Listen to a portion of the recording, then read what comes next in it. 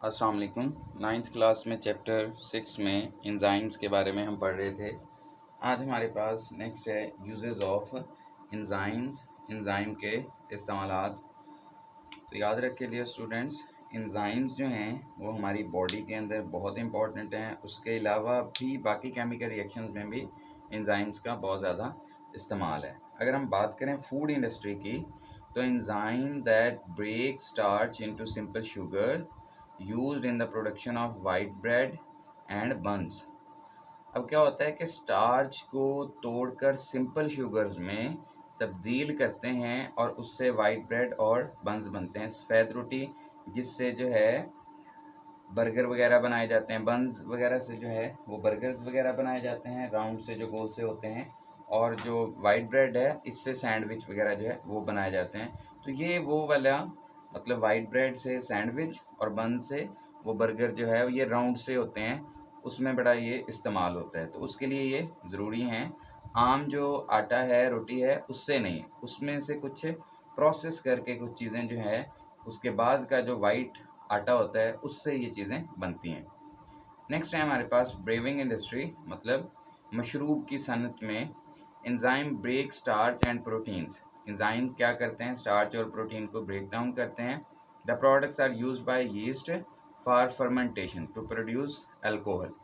जो स्टार्च है या प्रोटीन है उसकी ब्रेक डाउन की जाती है और उनके जो प्रोडक्ट्स हैं उनको फिर फर्मेंटेशन एक बायोकेमिकल प्रोसेस है जिसमें क्या होता है, जो एंजाइम्स होते हैं जो यीस्ट से निकलते हैं वो क्या करते हैं, उसको अल्कोहल में तब्दील करते हैं।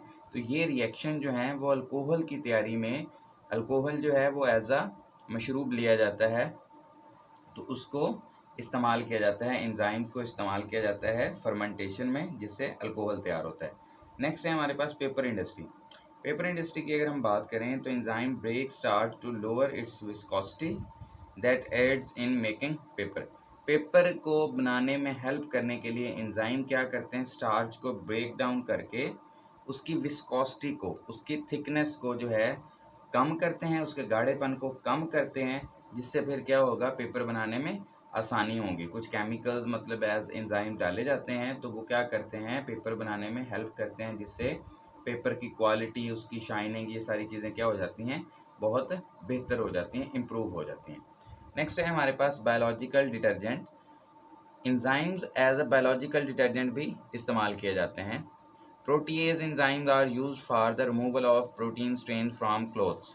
ये एमसीक्यूज भी याद रखना है कि प्रोटीएज जो एंजाइम है वो क्या करता है, प्रोटीन के दाग धब्बे अगर कपड़ों पे लगे हैं तो उनको हटा, स्टेन्स का मतलब होता है दाग धब्बे, उसको हटाने के लिए, उसको रिमूव करने के लिए प्रोटीएज एंजाइम इस्तेमाल होता है।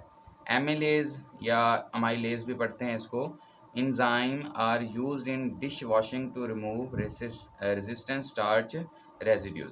अब बर्तनों के ऊपर जो है, बर्तनों के इन साइड पे अगर उसके अंदर सालन वगैरह कोई चीज़ रखी है तो वो उसके अंदर कुछ उसके दाग लग जाते हैं, वो पक्के दाग लग जाते हैं और प्रोटीन वगैरह जो है वो उसके साथ जम जाती है, तो वहाँ पे बची कुछ चीज़ें रह जाती हैं। अब वो नॉर्मली अगर आप उसे वॉश करते हैं तो वो सही वॉश नहीं होते, साफ़ नहीं होते। तो उसके लिए क्या करते हैं, जो बायोलॉजिकल डिटर्जेंट हैं जिनके अंदर एमाइलेज एंजाइम है, प्रोटीएज है, वो क्या करते हैं, उनके स्टार्च के या प्रोटीन के या लिपिड्स के दाग धब्बे लगे होंगे तो ये एंजाइम्स क्या करेंगे, जब हम उसको मदद से उसे वॉश करेंगे तो एंजाइम उसे बिल्कुल साफ़ कर देंगे।